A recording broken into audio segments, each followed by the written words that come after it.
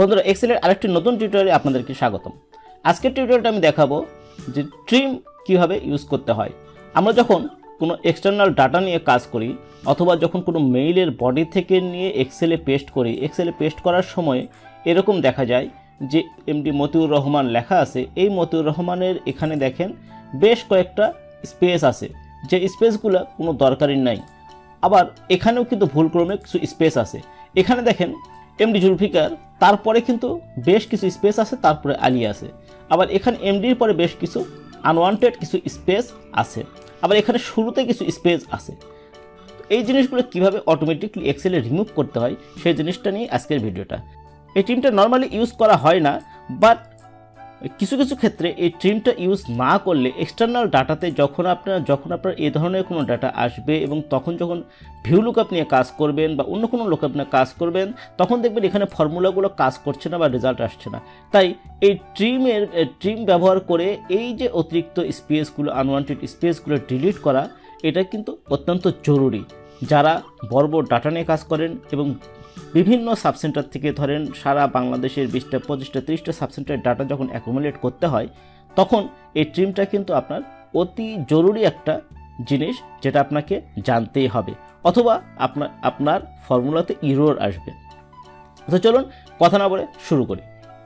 তো এখানে মতিউর রহমান, এখানে দেখেন টোটাল যদি আমি একটা করে ক্যারেক্টার হিসাব করি, এম ডি ডট, তারপরে যে কয়টা স্পেস আছে এইগুলো যদি কাউন্ট করি, তাহলে এখানে 23টা ক্যারেক্টার এখানে আছে। তো এখানে আছে 25টা ক্যারেক্টার, এখানে আছে ধরেন এই 21টা ক্যারেক্টার। সো এই জিনিসটা থেকে আমরা যখন এই ট্রিমটা ইউজ করব, তখন আসলে অ্যাকচুয়ালি কত আসে এখানে শো করবে। এটা হচ্ছে লেনের কাজ। এই লেন্থের কাজটা আমি আপনাকে পরের ভিডিওতে দেখাবো। তো চলুন আমরা ট্রিম শুরু করি। তো যে কোনো ফাংশনে ঢোকার আগে আমরা প্রথমে ইকুয়াল দেব। ইকুয়াল চিহ্ন দেওয়ার পরে আমরা কি করব, ট্রিম ফাংশনে ঢুকবো। TRIM ট্রিম ফাংশন এইখানে দেখেন ট্রিম ফাংশনটা চলে আসছে। ট্রিম ফাংশন চলে আসার পরে এখানে কিন্তু দেখেন লেখা দেখাচ্ছে removes all space from a text starting except for single space between word. মানে অল যে স্পেসগুলো আছে, টেক্সটের ভিতর থেকে সব স্পেসগুলো রিমুভ করবে, এবং যে একটা থেকে আরেকটা ওয়ার্ড, একটা ওয়ার্ড থেকে আরেকটা ওয়ার্ডের মাঝখানেও যদি কোনো অতিরিক্ত স্পেস থাকে, 2 3 4টে স্পেস থাকে, তখন সেটাকে একটা স্পেসে নিয়ে আসবে। তো ট্রিম লিখলাম, এরপর আমরা ট্যাব দিলাম। ট্যাব দেওয়ার পরে কিন্তু আমরা ট্রিমে ঢুকে গেলাম। এরপরে কি চাচ্ছে, টেক্সটটা কোনটা, আমরা কোন টেক্সটটাকে ট্রিম করতে চাচ্ছি? আমরা চাচ্ছি বর্তমানে এই মতিউর রহমান, এই যে বি কলামের এই 4 নাম্বার সেল, এটা আমরা ট্রিম করতে চাচ্ছি। তো এখন যাদের ভার্সন 2003-এর পরের, তারা জাস্ট এন্টার দিলেই হবে, আর যাদের ভার্সন 3000 উপরে, তারা ব্র্যাকেটটা ক্লোজ করে এন্টার দিলে এখানে চলে আসবে। এখন এখানে দেখেন প্রথমে দেখেন যে এই যে মতিউর রহমান, এটার লেন্থ ছিল, এটা টোটাল যে লেন্থ বা টোটাল ক্যারেক্টার যেটাই বলেন, সেটা ছিল এখানে 23 ক্যারেক্টার।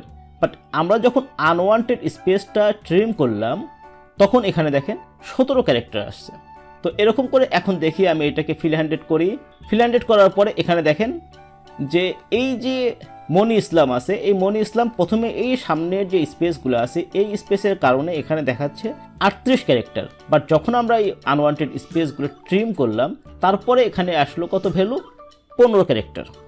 সো সেমভাবে সব কিছুই দেখেন, সব কিছুতেই এখানে এই জায়গার যে স্পেসটা ছিল, এই জায়গার টোটাল যে ক্যারেক্টারগুলো ছিল, সেটার কাউন্ট ছিল 22।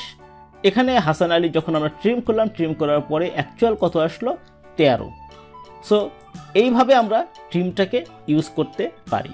তো বন্ধুরা, এই ছিল আজকের ভিডিওটা যদি ভালো লাগে তাহলে অবশ্যই আমার ভিডিওতে একটা লাইক দেবেন, কমেন্টস করে জানাবেন কেমন লাগলো, আপনার ফ্রেন্ডদের কাছে শেয়ার করবেন, এবং আমার চ্যানেল সাবস্ক্রাইব তো মাস্ট। দেখা হবে পরবর্তী কোনো টিউটোরিয়ালে। সে পর্যন্ত সবাই ভালো থাকবেন। খোদা হাফেজ, টাটা।